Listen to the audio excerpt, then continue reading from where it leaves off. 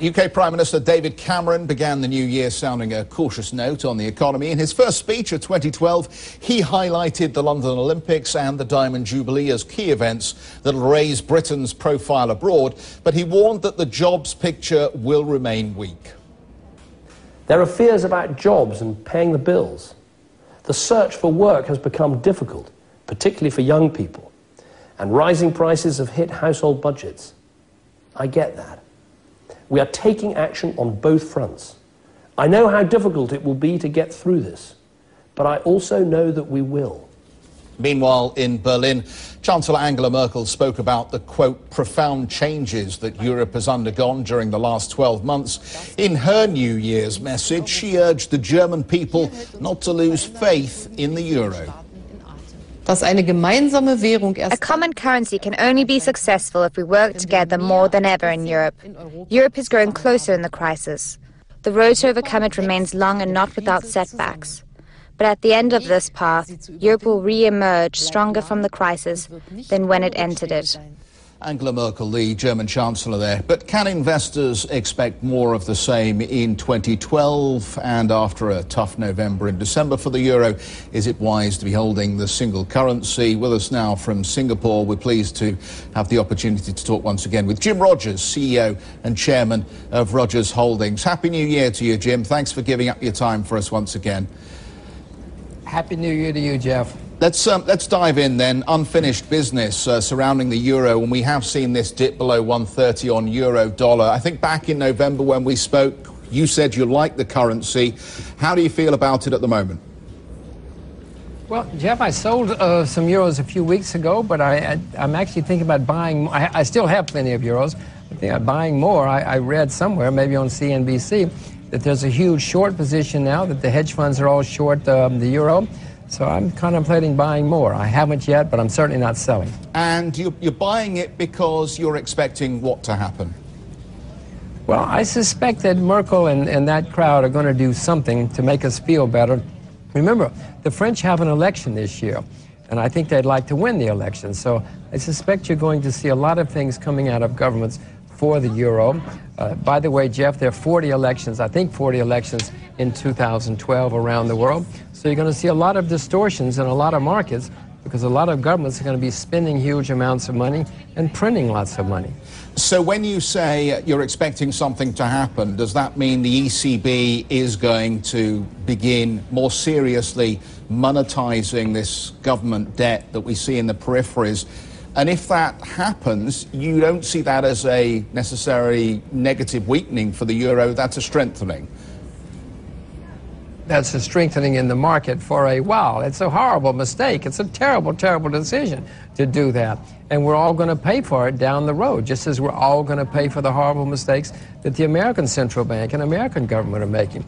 But, Jeff, if in 2012 in the U.S. they spend staggering amounts of money and print lots of money, a lot of people are going to feel much better in 2012, and their friends. 2013 and 14 will be a terrible hangover for all of us. But we got to get from here to there. Jim, I don't buy your argument that because there are elections happening in Europe, that means that European governments are going to get their act together and come up with a solution. If anything, it's going to make it more difficult for the European governments to come up with a solution.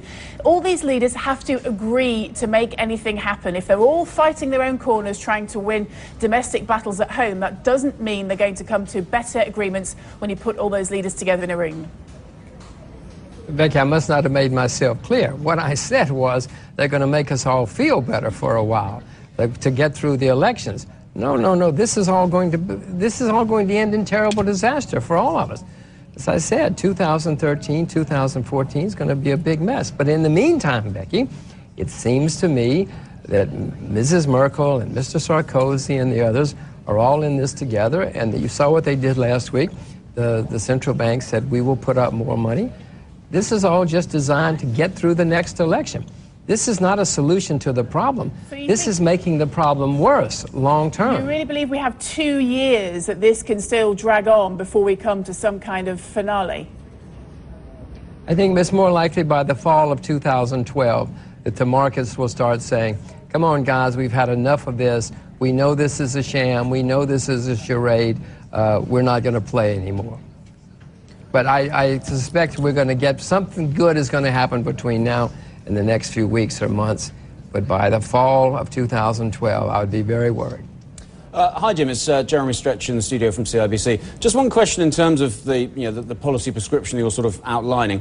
Do you seriously expect, though, you're talking about the election process and the desire of the politicians, but do you seriously expect Merkel to roll over and accept that the monetisation process can actually be perpetuated or really kick off? Because, of course, the Germans are implacably opposed to this because, of course, historically they have an obvious fear about the ramifications of that. And I am implacably opposed to it as well. I hope I'm making myself clear. And yes, the Germans, I hope, will in the end have a deep-seated aversion to that sort of thing. But also, Mrs. Merkel's playing two games. Remember, she's trying to unify the Europe more and more and more. And then I suspect, like any good politician, she will give up some short-term things for the long-term gains. Her plan is to make the euro strong as the Deutschmark again, with Germany in control. But to do that, she's got to get from here to there. So far, everything she's trying to do is trying to make the central power, if you will, more dominant and more powerful. But in order to actually get to that process, if she does sanction those kind of decisions, her ability to actually get through her election next year, I think, will look increasingly unlikely. So it may well be the case that on that sort of scenario that she may well be committing almost electoral suicide by agreeing that sort of policy prescription. Well, again, I don't know what's going on in Mrs. Merkel's head. I know she's a lot smarter than most of those European politicians. I know she knows that. Every German knows that they hate bailing out the Greeks. Every German knows, every Finn knows, everybody in Northern Europe knows that they don't want to bail out the Portuguese and the Greeks anymore. She knows that it's better than you and I do, because she knows that could lose her the election unless she comes through with something which makes everything better for a while and means that the Germans, at least on paper, don't have to bail out the Greeks sitting on the beach drinking ouzo. Jim, the Swiss franc has been seen as a safe place to park money by Germans and others who fled the euro. What's your thoughts on the likely performance of the Swiss franc through 2012 if you anticipate a stronger euro? Well, I own the Swiss franc, Jeff. I own more of the Swiss franc than I own of the euro. I'm actually thinking about buying the Swiss franc even more seriously than the euro because, you know, the Swiss government said we're going to not let the Swiss franc go up anymore. They knocked it down for a while, but it's been my experience in currency markets that the markets have more money than any central bank, and if I'm right, there's going to be a lot of currency turmoil in 2012, and people are going to be looking for safe havens, and the safe havens that they look for are the Swiss franc, the yen, and the U.S. dollar.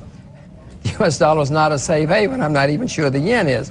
But I'm thinking about buying more Swiss francs because the markets have more money than they do.